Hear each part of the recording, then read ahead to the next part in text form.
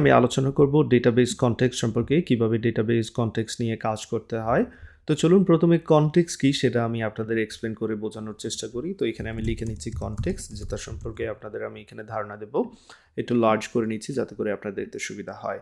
তো এই কনটেক্সটটা বেসিক্যালি আপনার ডেটাবেস এবং অ্যাপ্লিকেশন যে ASP.NET অ্যাপ্লিকেশনের মধ্যে একটা ব্রিজ হিসেবে কাজ করে। তো সেটা এখানে বোঝানোর চেষ্টা করছি, আবারও লিখে দিচ্ছি এখানে। ধরা যাক আপনি ASP.NET এর যে অ্যাপ্লিকেশনটা নিয়ে কাজ করছেন, এটাকে একটু ছোট করে নিচ্ছি যাতে করে আপনাদের দেখতে সুবিধা হয়। একটু বড় করে নিচ্ছি, লার্জ। ওকে, ফেয়ার এনাফ। তো ধরা যাক এই হচ্ছে আপনাদের ASP.NET এর অ্যাপ্লিকেশন, এটাকে কপি করে এই জায়গায় নিয়ে আসলাম। এটা হচ্ছে ডেটাবেস। ওকে, তো এই দুইটা জিনিস আমাদের রয়েছে। কনটেক্সটটা খুবই ইম্পর্ট্যান্ট একটা রোল এখানে প্লে করে। এখানে একটা ব্রিজ হিসেবে কাজ করে দুজনের মধ্যে। ওকে, সো লক্ষণীয় বিষয়, কনটেক্সটটা এখানে খুবই ইম্পর্ট্যান্ট এই কারণেই এখানে আপনার অ্যাপ্লিকেশন থেকে আপনি কনটেক্সটের মাধ্যমেই মূলত আসলে ডেটাবেজের সাথে কানেকশন করবেন। তো এই কনটেক্সটটা হচ্ছে এন্টিটি ফ্রেমওয়ার্ক কোরের খুবই একটা ইম্পর্টেন্ট কম্পোনেন্ট। আগেই বলেছি এন্টিটি ফ্রেমওয়ার্ক কোরের মাধ্যমেই আমরা কি করি, ORM এর কাজ করে থাকি, অর্থাৎ অবজেক্ট রিলেশনাল যে ম্যাপিংটা সেটা করে থাকি। তো মূলত সেই অবজেক্ট রিলেশনাল ম্যাপিংয়ের পার্টটাই মূলত এই কনটেক্সট কাজ করে থাকে। এই কনটেক্সটই সেই কাজটা করে থাকে। ওকে, সো মনে রাখবেন এটা কি করে, আমাদের ডেটাবেস কানেকশনে সাহায্য করে এবং এটার সাহায্যে আমরা কি করতে পারি, অবজেক্ট রিলেশনাল যে ম্যাপিংটা করতে পারি এখানে। ওকে, তো চলুন আমরা একটা কনটেক্সট তৈরি করে নিই। কনটেক্সট তৈরি করার পর কীভাবে ডেটাবেস কানেকশন করতে হয় এবং কীভাবে এই যে ম্যাপিংয়ের কাজটা করতে হয় সেটা আমি আপনাদের দেখাবো। ওকে, তো সেই জন্য চলে আসলাম এইখানে। লক্ষণীয় বিষয়, আমরা এবার সেটিং আপ ডেটাবেস কনটেক্সট এটা নিয়ে কাজ করছি এবং এখানে মাইগ্রেশনের বিষয়টাও চলে আসবে। ওকে, তো সেই জন্য আমি সবার আগে যে কাজটা করবো, একটা কনটেক্সট তৈরি করব, তাই না? তো কনটেক্সট তৈরি করার জন্য আমি এখানে একটা ফোল্ডার তৈরি করে নিচ্ছি। এই জায়গায় ফোল্ডারের নাম দিয়ে দিচ্ছি ডেটা। ডেটার ফোল্ডারের মধ্যে আপনি যে কোনো নাম দিতে পারেন, নাম এখানে কোনো ইম্পর্টেন্ট পার্ট না। এখানের মধ্যে আমি একটা কনটেক্সট তৈরি করব। কনটেক্সটের নাম দিচ্ছি অ্যাব ডিবি কনটেক্সট। এখানে আপনারা যে কোনো নাম দিতে পারেন, কোনো সমস্যা নেই। অ্যান্ড দেন CS দিয়ে আমরা ফাইলটা তৈরি করে নিলাম।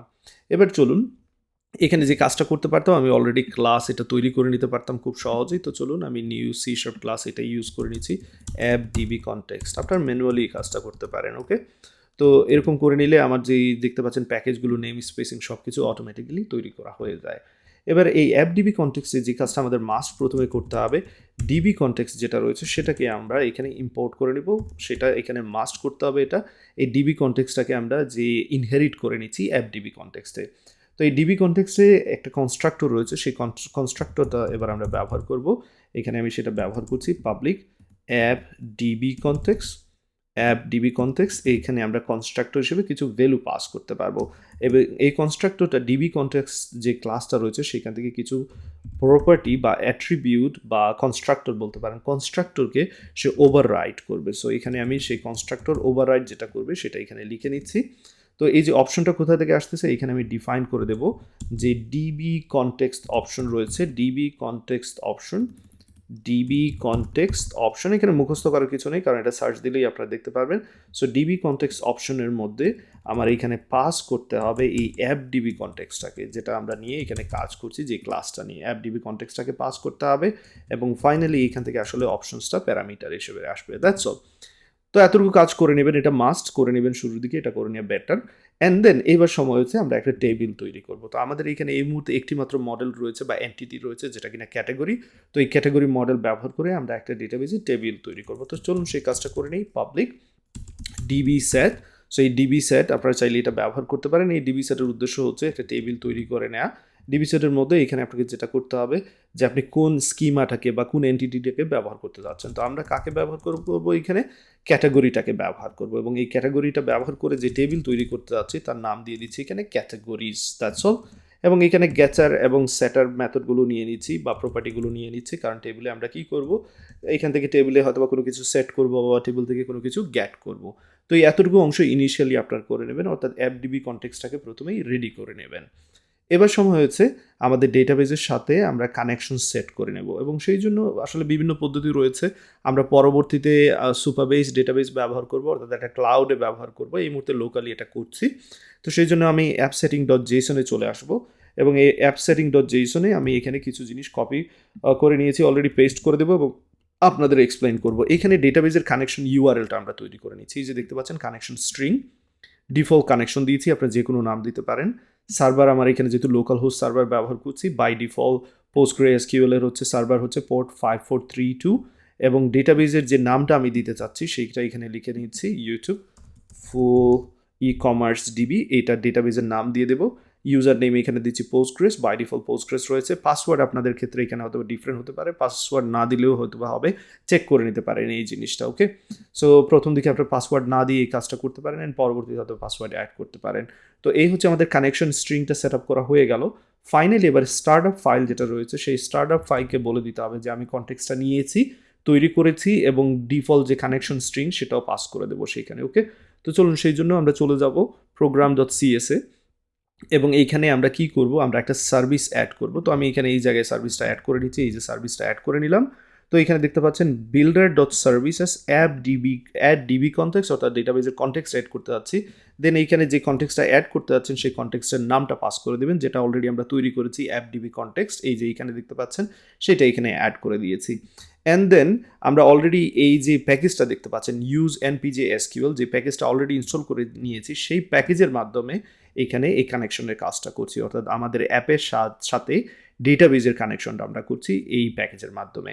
অ্যান্ড builder.configuration.get কানেকশন স্ট্রিং, এই এতটুকুর মাধ্যমে আসলে হচ্ছেটা কি, এই এতটুকুর মাধ্যমে builder.configuration.get কানেকশন স্ট্রিং এতটুকুর মাধ্যমে সে কোথায় যাচ্ছে, অ্যাপ সেটিং.json-এ যাচ্ছে, সেইখানে এই কানেকশন স্ট্রিংয়ে গিয়ে আপনার ডিফল্ট যে কানেকশনটা সেটাকে সে গ্র্যাব করে সেই জায়গা থেকে নিয়ে আসছে। অর্থাৎ আপনি যদি অ্যাপ সেটিং.json থেকে কোনো কিছু নিয়ে আসতে চান, সেক্ষেত্রে builder.configuration.get কানেকশন স্ট্রিং ব্যবহার করতে পারেন।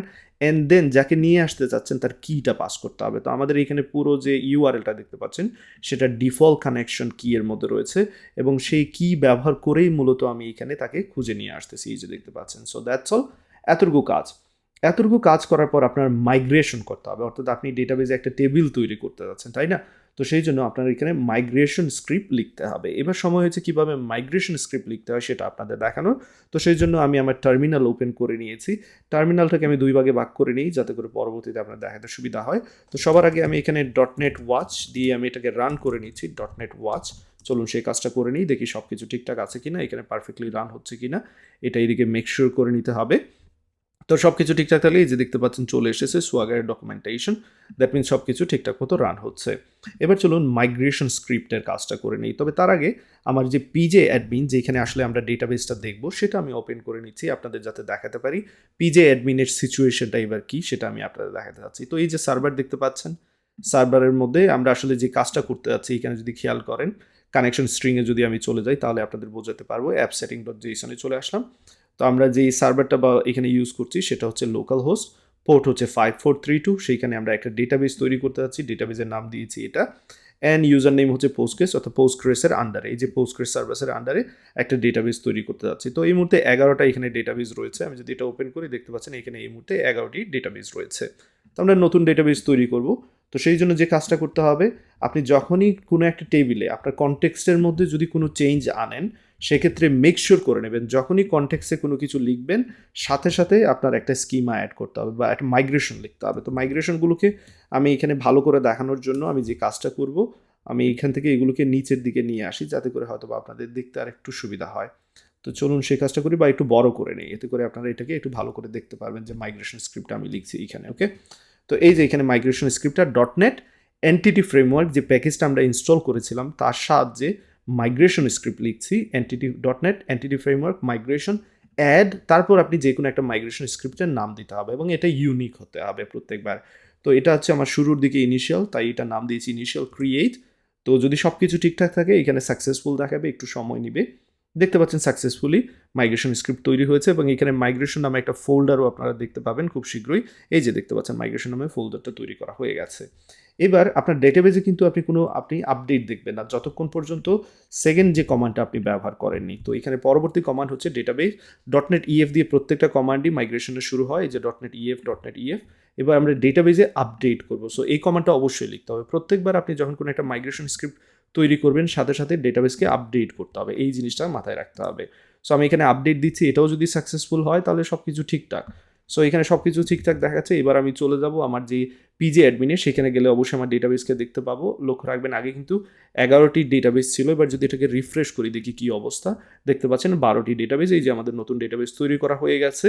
এবং এইখানে যদি আমি যাই স্কিমাতে যদি চলে যাই, স্কিমাতে যাওয়ার পর এখানে যদি টেবিলে চলে যাই, এই যে টেবিল, টেবিলে যদি আসি দেখতে পাচ্ছেন আমাদের ক্যাটাগরিজ টেবিল কিন্তু তৈরি করা হয়ে গেছে এই যে, এবং এই ক্যাটাগরিজ টেবিলের কলামগুলো দেখতে পাচ্ছেন ক্যাটাগরি আইডি, নেম, ডেসক্রিপশন এবং ক্রিয়েটেড অ্যাড। সো আশা করি আপনারা পারফেক্টলি ডেটাবেজে আপনাদের প্রথম টেবিল তৈরি করতে সক্ষম হয়েছেন। এবার আমরা দেখব এই ডেটাবেজে টেবিলে কীভাবে ডেটা ইনসার্ট করতে হয়, রিড করতে হয়, আপডেট করতে হয়, ডিলিট করতে হয় এবং কীভাবে অ্যাসিনক্রোনাস প্রোগ্রামিং ব্যবহার করতে হয়। আমাদের প্রজেক্টে ইউইউআইডি ব্যবহার করব ক্যাটাগরি, প্রোডাক্ট বা ইউজারের জন্য। সেক্ষেত্রে আমরা যে কাজটা করতে পারি, আমাদের এই ডেটাবেজে আমরা মেকশোর করে নিতে চাই যে এটা ইউইউআইডি সাপোর্ট করবে। সেই জন্য আমরা যে কাজটা করব, এইখানে যে টেবলস রয়েছে, চাইলে টেবলস থেকেও আমরা কোয়েরি ওপেন করতে পারি। যে কোয়েরি চলে ক্লিক করলাম এবং এইখানে আমি এটা পেস্ট করে দিচ্ছি অ্যান্ড দেন প্রেস এন্টার করে নিচ্ছি। দেখতে পাচ্ছেন query return successfully in 54 milliseconds. So that means আমরা এবার ইউইউআইডি আমরা জেনারেট করে সেটা ডেটাবেজে স্টোর করতে পারবো। অনেক সময় বাই ডিফল্ট ইউইউআইডি না সাপোর্ট করতে পারে, সেই জন্য এই এক্সটেনশনটা আমরা এখানে ইনস্টল করে নিলাম সবগুলো টেবলসের জন্য।